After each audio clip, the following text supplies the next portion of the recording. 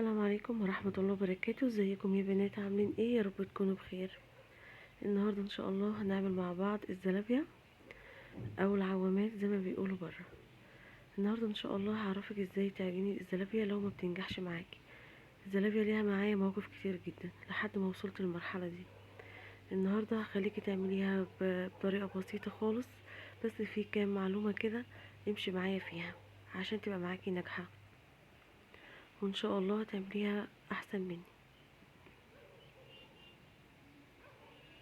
تمام، يلا بينا نشوف هنعملها ازاي. اول حاجة هبدأ احضرها وهي الشربات او السيرب حسب ما بتقولي. معايا كوبايتين من السكر، كوبايتين من المية، وكمان معايا عصرة ليمونة مش كتير، وبسيب عصرة الليمونة دي في المية كده وما بقلبهاش وبرفعها على النار. اهم مرحلة بقى يا بنات نركز كده فيها وهي العجن. عندي هنا كوبايتين من الدقيق، طبعا اي دقيق او اي معجنات احنا تعودنا ان احنا بندخله. تمام. بعد ما دخلت كوبايتين الدقيق هنشوف ايه هي الاضافات. اول حاجه معايا معلقه كبيره هرميه من السكر، معلقه كبيره هرميه من الخميره، ومعلقه كبيره هرميه من النشا. دي كل الاضافات. بديل النشا يا بنات الكاستر، يعني لو عندك كاستر ممكن تستخدميه بديل للنشا. تمام. الكاستر بيديها لون حلو قوي، لكن انا النهارده استخدمت النشا. طبعا كل ده حسب رغبتك. معايا كمان كوبايتين من الميه، وهنشوف هناخد قد ايه ميه. نيجي بقى في اهم مرحله وهي مرحله العجن. تمام يا بنات، العجن ده حاجه مهمه جدا جدا، وده من نجاح الزلابيه بتاعتي النهارده. مش هقولك الكاستر ولا هقولك النشا، لا، اهم حاجه العجن. شايفه انا بميل الطبق بتاعي اللي انا بعجن فيه وببدا اضرب ضرب كويس جدا. انا هنا بقولك ان العجينه بتاعتي خدت كوبايه وثلاث معالق كبار من الميه. نرجع للعجين. بضرب العجينه كويس جدا، بدخلها هوا وفي نفس الوقت بعمل لها عرق. شايفه؟ ويا ريت كمان الخطوه اللي انا بعملها دي تعمليها بايدك. نميل الطبق اللي احنا بنعجن بيه ونبدا ندخل الهواء للعجينه بتاعتنا. انا هنا كنت بريح وبرجع للعجينه تاني، لان الخطوه دي مهمه جدا جدا. يعني مش تربيها وتقولي خلاص العجينه بتاعتي اتعجنت، لا، دخلي الهواء للعجينه بتاعتك واعملي لها عرق حلو قوي. واهم حاجه ما تخليش العجينه بتاعتك مميمطه، يعني سايله. ما تخليش العجينه بتاعتك سايله، خلي العجينه بتاعتك تقيله زي ما يكون هتعملي عيش بالظبط. تمام كده. المعلومه دي انا حابه افهمها لك، ان انت زي ما يكون هتعملي عيش. خلاص. طبعا اهم حاجه ان انا بتقل على العجين، ان انا بغطي عليه وبتقل عليه. العجين بتاعي خد بالظبط نص ساعه لان انا عامله كوبايتين. بعد العجين بتاعنا ما اختمر طبعا ببدا اطلع التخمير بتاعه بالشكل ده. خدي بالك ان العجينه بتاعتي مطاطيه جدا وهو ده المطلوب. خلاص.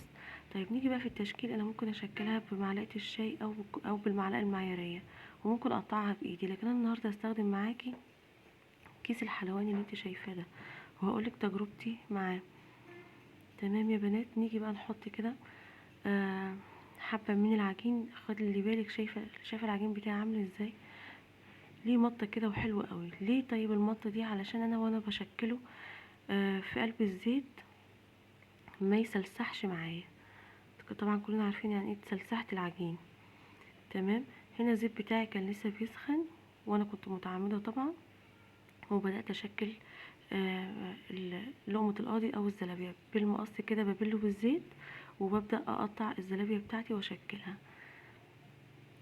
شايفين بقى الزلابيه بتاعتنا بقت عامله ازاي؟ كل واحده بوحدتها. تمام. طيب اقولك بقى على تجربتي للكيس. الكيس يا بنات ده لو احنا هنعمل كميه صغيره زي اللي انا عملتها دي، كوبايه او كوبايتين، نستخدم الكيس الحلواني. طب ليه يا دعاء؟ علشان طبعا لو انت عامله كميه كبيره، الكيس طبعا احنا فاتحينه من تحت، مش هتتحكمي في التعبئه تاني. خلاص. انت هتتحكمي امتى؟ لو عامله كوبايه كوبايتين يعني كميه قليله. لكن لو عامله كميه كبيره مش هنتحكم يا بنات، صدقيني.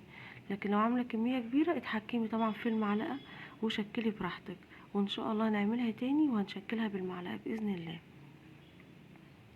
طبعا احنا هنا في التشكيل اول طاسه غير تاني طاسه. هنا الزيت بتاعنا طبعا سخن. خدي بالك بقى من الزلابيه بتاعتي اول ما بتنزل بتقب على وش الزيت بكل سهولة. شايفين؟ حتى لو واحدة لزقت في التانية انت ممكن تفصليها بكل سهولة. ليه؟ علشان العجينة بتاعتي بقت مطاطية يا بنات. مش بتلزق، مش مسلسحة، بقولها لك تاني. حلو جدا. انا النهارده هعمل الزلابيه بالشربات، مش هنعملها بالسكر. يعني لو هعملها بالسكر انا بحب غالبا بصراحه لون القاضي دي طريه. يعني انا هنا ممكن اخليها ايه تاخد لون، واروح مطلعاها واحط عليها السكر او العسل. لكن احنا هنا هنطلعها 3/4 لون، علشان طبعا هننزلها تاني في الزيت. خدي بالك كمان من الطاسه التالتة، كل مره بتفرق عن التانية. شايفين؟ طبعا ده بقى يرجع للتحكم بتاعك وللتقطيع بتاعك. يعني انت ممكن تتحكمي فيها عني انا كمان. بس اهم حاجه ان العجينه بتاعتنا ناجحه يا بنات، وامشي على الطريق. اهم حاجه دخلي العجينه بتاعتك هوا، واعملي لها عرق. طبعا لو حابه تضيفي لبن بودره مفيش مشكله، كل دي اضافات بتعززها تمام. لكن اهم حاجه في الموضوع العجنه. يعني احنا ممكن نحط لبن بودره، ونحط الكسر اللي انا قلت عليه، ونحط النشا، وفي نفس الوقت ممكن انا ابوظ العجينه، فمش هتديني النتيجه. فاهم حاجه العجنه.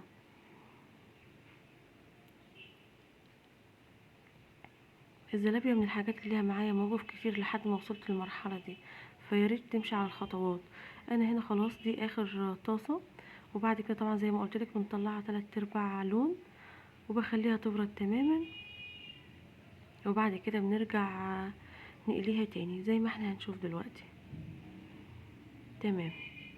هنا بقى في المرحلة دي يفضل ان احنا ننزل بالزلابية كلها يا بنات، علشان كلها تاخد لون واحد موحد كده. وهنوطي كمان النار، يعني هنا بنوطي النار وبنحط الزلابية كلها، وبنفضل كده طبعا بنستمر في التقليب كويس جدا علشان تاخد لون موحد معايا. تمام.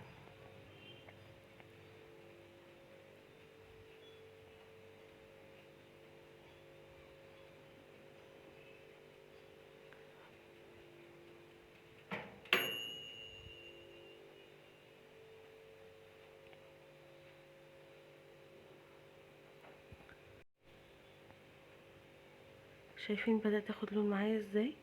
اهم حاجة في المرحلة دي وطي النار، لانك انت لو معلية النار هتتحرق منك، او بمعنى صح هتاخد لون غامق قوي.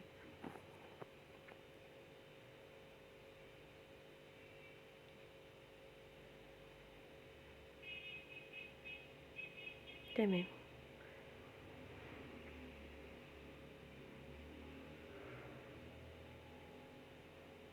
نبدأ بقى نطلعها كده وعلى الشربات. طيب الشربات بتاعي ينفع يبقى سخن؟ لا طبعا، اهم حاجة الشربات بتاعنا يبقى بارد، علشان الزلابية بتاعتنا ما تعجنش.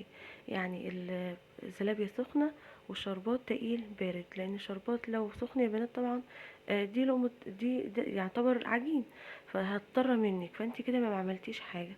فالشربات بتاعنا يبقى بارد وتقيل. طبعا لو مش حابة برضه تقيل، دي حاجة في ايدك، الشربات ده انت اللي تتحكمي فيه. تمام. ودي الكمية يا بنات كلها. بعد كده بقى تعالي نشوف الزلابية بتاعتنا. شوفي لونها جميل جدا.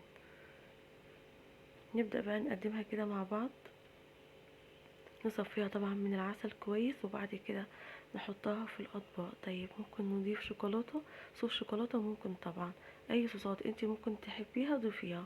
ممكن كمان نضيف سكر بودرة عادي جدا. أي إضافات انتي بتفضليها ضيفيها، يعني مش شرط نعمل زي ما احنا عاملين. بتحبي بالعسل، بتحبي بالسكر، بتحبي بصوص الشوكولاتة، اي حاجة انتي اعمليها وان شاء الله هتطلع احسن من اللي انا عملتها كمان. ودي شكل الزلابية بتاعتنا يا بنات. لو عجبتك طريقتي النهاردة ما تنسينيش في اللايك والاشتراك وكومنت حلو زيك، وياريت تتابعيني عشان يوصلك مني كل جديد. السلام عليكم ورحمة الله وبركاته.